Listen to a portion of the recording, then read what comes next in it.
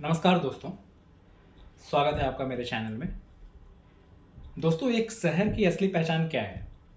ऊंची इमारतें, चौड़ी सड़कें, या फिर वो सुविधा जो रोजमर्रा के जीवन को आसान बनाती हैं? सुरक्षित पानी, समय पर चलती बसें, सिग्नल पर कम इंतजार और डिजिटल सेवाएं जो लाइनों से मुक्ति दें। 2015 में भारत ने ऐसा ही एक सपना देखा था, स्मार्ट सिटीज मिशन। आज लगभग एक दशक बाद सचमुच क्या बदल पाया? कहाँ जीत मिली, कहाँ चूक हुई और आगे क्या करना होगा? इसी दिलचस्प सफर की कहानी है आज का एपिसोड। और अंत में हम लेंगे एक शहर का case study, Ahmedabad. Smart cities की जरूरत क्यों है? तेज शहरीकरण का दबाव। भारत में हर साल लाखों लोग रोजगार और बेहतर जीवन के लिए शहरों की तरफ आते हैं। इससे बुनियादी सेवाएं, पानी, सीवर, कचरा, ट्रैफिक, पब्लिक ट्रांसपोर्ट पर भारी दबाव पड़ता है। साथ ही साथ पुरानी व्यवस्था से नई चुनौती। पारंपरिक नागरिक ढांचे, इंफ्रास्ट्रक्चर बनाओ और भूल जाओ वाले थे, लेकिन आज शहरों को रियल टाइम मैनेजमेंट चाहिए। डेटा से चलने वाले निर्णय, पारदर्शी शासन और नागरिक केंद्रित सेवाएं। स्मार्ट का मतलब सिर्फ टेक्नोलॉजी नहीं है। स्मार्ट का अर्थ है भरोसेमंद सेवाएं, पारदर्शी शासन, सहभागिता और टिकाऊ विकास। यानी टेक्नोलॉजी साधन है, लक्ष्य नहीं। अगर अंतर्राष्ट्रीय संदर्भ में बात करें संक्षेप में, तो दुनिया में जहां शहरी आबादी आधे के आसपास पहुंची, वहां शहरों की गुणवत्ता सीधे अर्थव्यवस्था, स्वास्थ्य और न्याय तक को प्रभावित करती है। भारत जैसी उभरती अर्थव्यवस्था के लिए यह बहुआयामी चुनौती है और अवसर भी। तो 2015 में भारत ने कहा, केवल सड़कों पुलों से काम नहीं चलेगा, शहरों को स्मार्ट ढंग से चलाना होगा। तभी आया एक मिशन। इस मिशन की बनावट क्या थी? लक्ष्य, रणनीति, चयन, संस्थागत ढांचा। इसके दो बड़े उद्देश्य थे। शहरी विकास को नई दिशा देना, यानी बेहतर जीवन गुणवत्ता, स्थानीय अर्थव्यवस्था और समावेशिता। कुछ शहरों को मॉडल सिटी बनाना ताकि आगे अन्य शहर सीख सकें। साथ ही साथ कार्यान्वयन की 3 राहें बनी। पहली थी रेट्रोफिटिंग, मौजूदा क्षेत्रों में छोटे छोटे लेकिन असरदार सुधार, जैसे footpath, street light, parking management. दूसरा था रीडेवलपमेंट, पुराने एरिया को नई प्लानिंग के साथ फिर से बनाना, जैसे पुराने मार्केट का संपूर्ण पुनर्विकास। तीसरा था ग्रीनफील्ड, शहर के बाहर खाली जमीन पर शून्य से नई स्मार्ट बस्ती। यह तीनों रास्ते एक दूसरे के पूरक हैं। हर शहर अपनी परिस्थिति देखकर मिश्रण चुनता है। अब आया चयन प्रक्रिया, यानी कंपटीशन आधारित। 100 शहर कई राउंड में चुने गए। तैयारी, संभाव्यता, वित्त की रणनीति और प्रोजेक्ट डिजाइन जैसे कसौटियों पर। दिलचस्प बात यह थी कि कुछ बड़े महानगर शुरुआत में सूची में आए ही नहीं। यानी इरादा था व्यापक भौगोलिक फैलाव और नए नए शहरों को मौका देना। उसके बाद इंस्टीट्यूशनल सेटअप, एसपीवी व ICCC। हर शहर में एक एसपीवी यानी स्पेशल पर्पज व्हीकल बना, जो प्रोजेक्ट्स को समय पर आगे बढ़ाए। साथ ही साथ ICCC यानी integrated command and control centre, एक ऐसा डिजिटल दिमाग जहां से ट्रैफिक, कचरा, पानी, स्ट्रीट लाइट, आपदा प्रबंधन जैसी सेवाओं की रियल टाइम मॉनिटरिंग हो सके। क्यों जरूरी था ये सब? क्योंकि अलग अलग विभागों जैसे नगर निगम, पुलिस, ट्रांसपोर्ट, जल विभाग के बीच समन्वय बिना डेटा के मुश्किल है। ICCC वह कॉमन ऑपरेटिंग पिक्चर देता है। पर इन सब चीज के लिए पैसा कहां से आता है और कैसे चलता है? तो फंडिंग का आधार कैसे बना? केंद्र से मिशन ग्रांट हुआ, राज्यों ULBs का हिस्सा और कन्वर्जेंस जैसे अमृत, स्वच्छ भारत, डिजिटल इंडिया आदि की मदद से। साथ में PPP और नगर पालिका बॉन्ड जैसे विकल्प। हकीकत क्या दिखती है? अधिकांश शहरों में केंद्रीय सहायता का हिस्सा भारी रहा, यानी स्थानीय राजस्व आधार और निजी निवेश का उपयोग उतना नहीं बढ़ पाया जितना लक्ष्य था। और ये क्यों अटका? यूएलबीज के पास राजस्व के अस्थायी स्रोत सीमित थे, प्रॉपर्टी टैक्स का कम कलेक्शन, यूजर चार्जेस की राजनीति और बॉन्ड के लिए क्रेडिट प्रोफाइल कमजोर। तो क्या करना चाहिए? नगर बॉन्ड के लिए क्रेडिट इंप्रूवमेंट यानी राज्य गारंटी या पुल्ड फंड के द्वारा, यूजर चार्ज का तर्क संगत निर्धारण, triple P public private partnership के लिए रिस्क एलोकेशन स्पष्ट होना चाहिए और कैपेक्स के साथ ओ एंड एम फंडिंग का भी दीर्घकालीन प्रावधान होना चाहिए। देश स्तर की प्रगति अगर देखें, प्रोजेक्ट्स और प्राथमिकताएं, तो प्रोजेक्ट्स की संख्या और रफ्तार, देश भर में हजारों प्रोजेक्ट्स स्वीकृत हुए, एक बड़ा हिस्सा पूरा हुआ और कई प्रगति पर भी हैं। कोविड काल में रफ्तार धीमी पड़ी, फिर वापस उठी। किस पर सबसे ज्यादा खर्च हुआ? सामान्य तस्वीर यह कहती है, पब्लिक स्पेस डेवलपमेंट, चौक चौराहों, पार्क, वाटर फ्रंट, ट्रांसपोर्टेशन यानी इंटेलिजेंट ट्रैफिक सिस्टम, बस बेस, पार्किंग और स्मार्ट सॉल्यूशन और ICT, sensor, command centre, e governance पर सबसे अधिक ध्यान आया। क्यों ये प्राथमिकता दी गई? पब्लिक स्पेस शहर की पब्लिक लाइफ लौटाते हैं, सुरक्षा, पर्यटन और स्थानीय अर्थव्यवस्था पर असर पड़ता है। ट्रांसपोर्टेशन सुधार का सीधा लाभ सभी को समय की बचत और प्रदूषण की कमी। आईसीटी प्रोजेक्ट शासन को दिखने, समझने, फैसले लायक बनाते हैं। डेटा डैशबोर्ड, फीडबैक और उसके बाद फॉलो।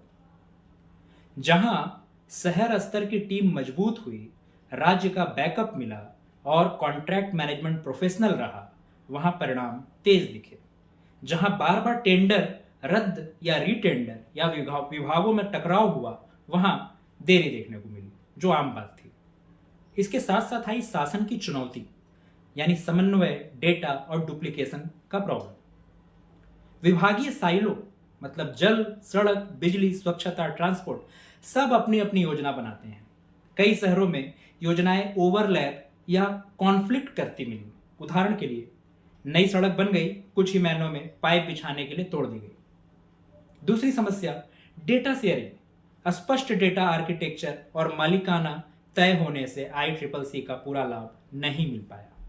तीसरी समस्या, समानांतर योजनाएं, अमृत, हृदय, SBM, डिजिटल इंडिया, जमीन पे इनके इंटीग्रेशन की कमी से संसाधन बिखर गए। तो क्या उपाय होना चाहिए अगर इस तरह की समस्याएं आती हैं? तो शहर स्तर पर एकीकृत प्रोजेक्ट पाइपलाइन होनी चाहिए, यानी सिंगल रोलिंग प्लान। साथ ही साथ ओपन डेटा प्लस गोपनीयता का संतुलन होना चाहिए और डेटा फॉर डेवलपमेंट, जहां नागरिक भी उपयोगी डैशबोर्ड देख सकें, जिससे अकाउंटेबिलिटी बढ़े। समाज और समावेशन, स्मार्ट किसके लिए था? स्लम और लो इनकम बस्तियां, जैसे कुछ शहरों में हाउसिंग सर्विसेज पर अच्छा काम हुआ, पर कई जगह समावेशन अपेक्षाकृत कमजोर रहा। स्मार्ट तभी जब दुनियादी सेवाएं सबके पीछे खड़े नागरिक तक पहुंचे। महिला, बच्चे, वरिष्ठ, यानी यूजर केंद्रित डिजाइन, सटीक lighting, footpath ramp, gender sensitive transport और सेफ पब्लिक स्पेसेस, यही टेस्ट है स्मार्टनेस का।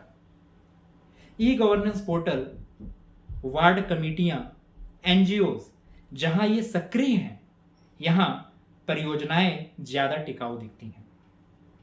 अगर हम राज्यवार तस्वीर की बात करें तो किसने तेजी दिखाई और क्यों दिखाई? पहले बात करते हैं केंद्रित फंड की हकीकत। अपेक्षाकृत अधिक शहरीकरण वाले कुछ राज्यों ने कुल फंड का बड़ा हिस्सा उपयोग कर लिया, क्योंकि उनके शहर प्रपोजल रेडी थे, प्रशासनिक क्षमता बेहतर थी और प्रोजेक्ट मैनेजमेंट टीम प्रोफेशनल थी।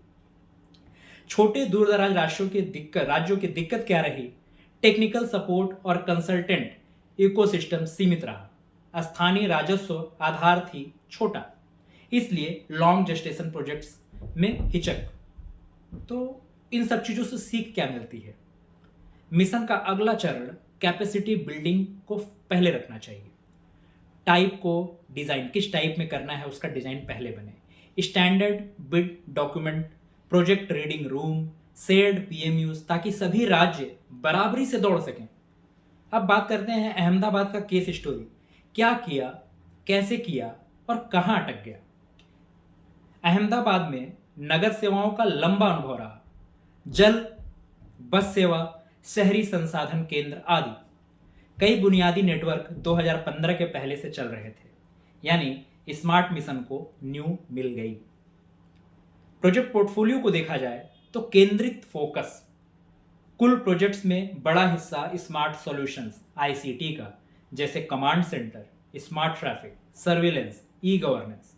अर्बन हाउसिंग की बात करें तो स्लम नेटवर्किंग, रीडेवलपमेंट, पीएमएवाई के माध्यम से, transport, intelligent signalling, transit management, parking और पैदल पथ।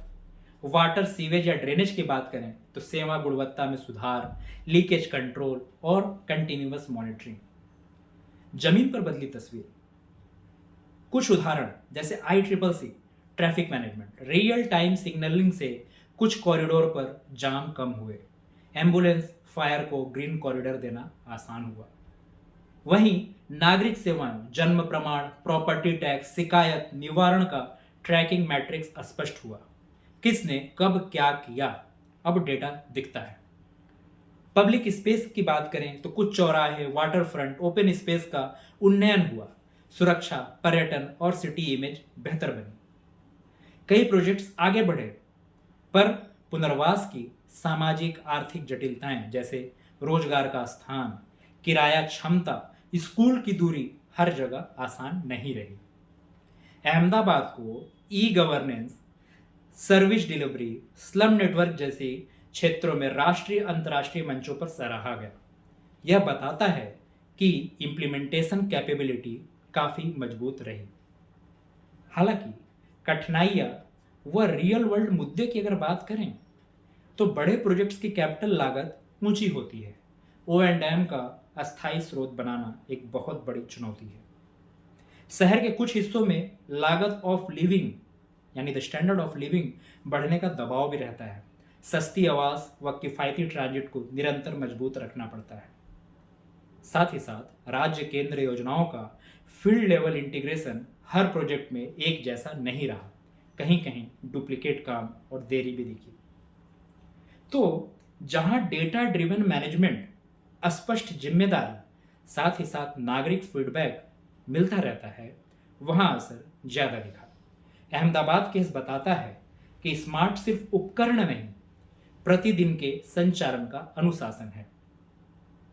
अगर हम सेक्टर वाइज डीप ड्राइव में जाएं तो पहले बात करते हैं ट्रांसपोर्टेशन की, यानी इंटेलिजेंट सिग्नलिंग, बस प्राथमिकता, ऐप आधारित जानकारी, साथ ही पार्किंग मैनेजमेंट। इनसे समय व ईंधन बचता है, प्रदूषण घटता है।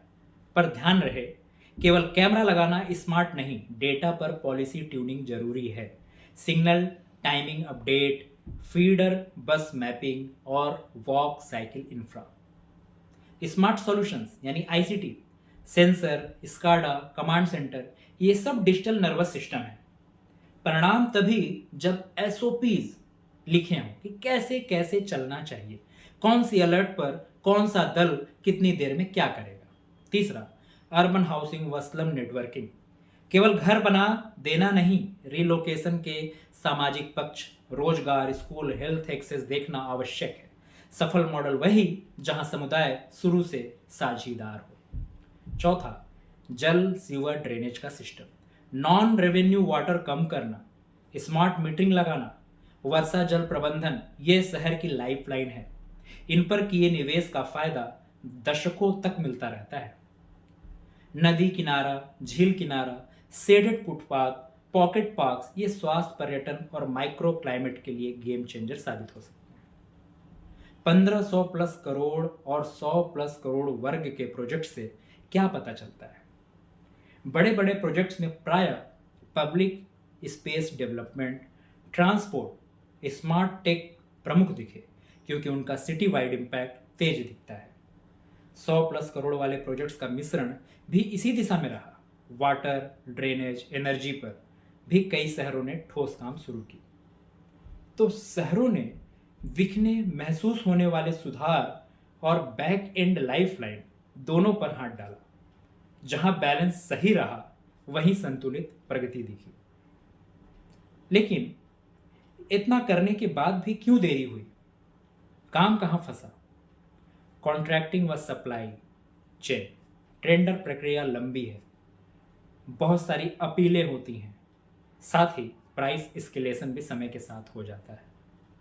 देन पुलिस, नगर निगम, ट्रांसपोर्ट, पीडब्ल्यू की प्राथमिकताएं अलग अलग हैं। एसेट बन गया पर रख रखाव की वार्षिक रकम फाइनल नहीं हुई। नतीजा, कुछ जगह उपकरण पड़े पड़े खराब हो रहे। किसका डेटा कौन साझा करेगा, किस फॉर्मेट में साझा करेगा, कितनी बार, ये बेसिक प्रश्न कागज में थे, फील्ड पर नहीं। तो इन सबको देखते हुए मेरी 12 सिफारिशें हैं। पहला, यूएलबी फाइनेंस सुदृढ़ करना, यानी प्रॉपर्टी टैक्स रिमूल्यांकन करो, कलेक्शन टेक बनाओ और यूजर चार्ज पर पारदर्शी निर्धारण करो। फूड फाइनेंस यानी पुल्ड फाइनेंस, राज्य सपोर्ट और रेगुलर डिस्क्लेमर दो। एसेट बनाते समय 5 से 10 साल का मेंटेनेंस प्लान पहले से ही फिक्स करो। सभी योजनाएं जैसे अमृत, हृदय, एसबीएम को एक मास्टर शेड्यूल्ड में लाओ। साथ ही साथ open standard, interoperability, privacy by design यानी डेटा आर्किटेक्चर आपका ठोस होना चाहिए। हर अलर्ट के लिए रिस्पॉन्स प्लेबुक और मासिक ड्रिल होनी चाहिए, जैसे ICCC SOP। Safe streets, universal design, slum networking में सामुदायिक सहभागिता होनी चाहिए, यानी जेंडर एंड इंक्लूजन।